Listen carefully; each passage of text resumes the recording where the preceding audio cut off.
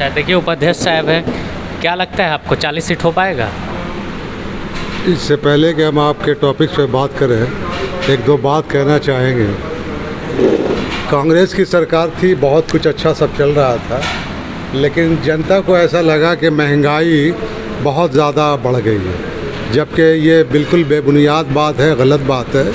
आप सर्वे करेंगे उस वक्त का तो पूरे वर्ल्ड में जिस रेशियो में महंगाई बढ़ी थी उसी रेशियो में भारत बढ़ी थी। इसी बीच नरेंद्र मोदी जी जो है वो अपने लुभावने भाषण दे करके जनता को अपनी तरफ आकर्षित किए, बहुत सारे वायदे किए, महिलाओं के सशक्तिकरण की बात कही, पैसा देने की बात कही, रोज़गार देने की बात कही।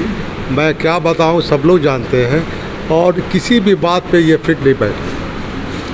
ठीक है, कांग्रेस का ग्राफ थोड़ा नीचे आया था ज़रूर, लेकिन कांग्रेस के बड़े पदाधिकारियों का मैं बहुत शुक्रगुजार हूँ कि उन्होंने बहुत स्ट्रगल करके, बहुत मेहनत करके, राहुल गांधी ने, मल्लिकार्जुन खड़गे साहब ने, सोनिया गांधी जी ने, माननीय मीरा कुमार जी ने, शकील साहब ने, कौकब कादरी सर ने, डॉक्टर मदन मोहन झा सर ने, बगल में मेरे बैठे हैं सर ने, बहुत मेहनत करके कांग्रेस को इतना मजबूत ला करके खड़ा किया कि आज इसका बेनिफिट पूरे हिंदुस्तान को मिल रहा है शायद। और जीतने की जहाँ तक बात है तो हम काफ़ी सीट से जीतेंगे और उनकी सीट बहुत कम आएगी। ये जो प्रधानमंत्री का जो गेटअप होना चाहिए, इतनी ज़्यादा रैलियाँ होने चाहिए क्या? पूरा इतिहास गवाह है। संविधान की बात करते हैं, मोदी जी संविधान बना और उस पैटर्न पे चलाया कांग्रेस ने। मैं बताता चलूँ कि एक दफ़ा इंदिरा गांधी दिल्ली की किसी सभा में उन्हें जाना था और देर हो चुकी थी, तो ड्राइवर को आपने कहा कि आप थोड़ा जल्दी चलो चूँकि हम लेट हैं, और जाने के बाद वो गाड़ी जो है ना वो आउटसाइड में लगा दिया, पार्किंग में नहीं लगाया, और सारे लोग अंदर चले गए। और किरण बेदी उन दिनों दिल्ली की एसपी थी। उसने जब देखा कि प्रधानमंत्री की गाड़ी पार्किंग में नहीं है तो उसने कॉरपोरेशन से वो गाड़ी मंगा करके इनकी गाड़ी को जो है कॉरपोरेशन में भेज दिया। तब ड्राइवर ने कहा कि मैम वो कोई एसपी है वहाँ की, वो गाड़ी जो है ना वो कॉरपोरेशन में आपकी भेज दी है। तो इंदिरा गांधी ने उस वक्त कहा कि क्या गाड़ी वो रॉन्ग साइड थी? तो उसने ड्राइवर ने कहा हाँ मैम, जल्दबाजी में मैंने लगा दिया था। बोले आप दूसरी गाड़ी मंगा लो। और दूसरी गाड़ी से इंदिरा गांधी जब अपने आवास पे आई तो उन्होंने कहा अपने किसी से वो कि ज़रा किरण बेदी को फ़ोन लगाया जाए। किरण बेदी ने कहा मैम क्या बात है? उन्होंने कहा कि कल सुबह तुम्हें मेरे आवास पे आना चाहिए। बोले मैम मैं आऊँगी, लेकिन वो घबरा सी गई कि लगता है कि हमने कोई गलत काम कर दिया।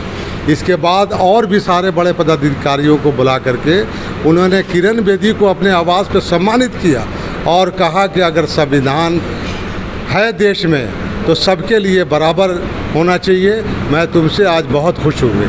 और ये संविधान इतना खूबसूरत संविधान, विश्व का सबसे बड़ा संविधान, और इसको बदलने में वो ये कर रहे हैं। ये तो बिल्कुल गलत है। चारों तरफ हाहाकार। मैंने एक किताब पढ़ा था, उसमें एक महिला ये कह रही है कि हे ईश्वर तू मुझे उठा ले और मैं आ कर के तुम्हारे पास भरपेट खाना खा सकूं, और मैं बताऊं कि मैं किस फाका कसी से यहाँ अपना दिन गुजार रही हूँ। कोई है जो अन्य तो अलग बात है, घास खा रहा है साहब, कच्चा आलू खा रहा है साहब, मकान नहीं है, बुरी हाल है, अफरा तफरी का माहौल है।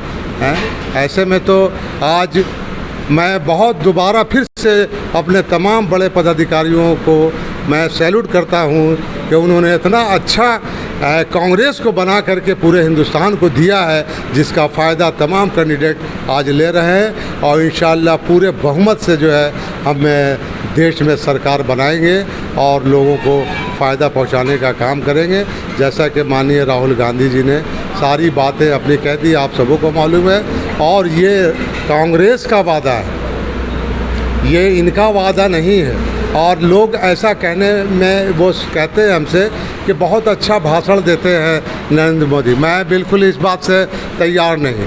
अगर हिंदुस्तान में आज़ादी के बाद से अब तक किसी का सबसे अच्छा बड़ा भाषण हुआ है तो पंडित जवाहरलाल नेहरू का हुआ है। आप उनके भाषण को सुनिए, कभी भी वो ये नहीं कहते थे कि हमने ये कर दिया, वो कर दिया, ये कर देंगे, वो कर देंगे। वो हमेशा कहते थे कि मैंने एक प्रोग्राम किया है और सबके भागीदारी की ज़रूरत है, और उस तरह से उन्होंने इस हिंदुस्तान को सोने की चिड़िया को बरकरार रखते हुए दुनिया के कैनवस पर लोगों को मजबूर कराया कि ये हिंदुस्तान है।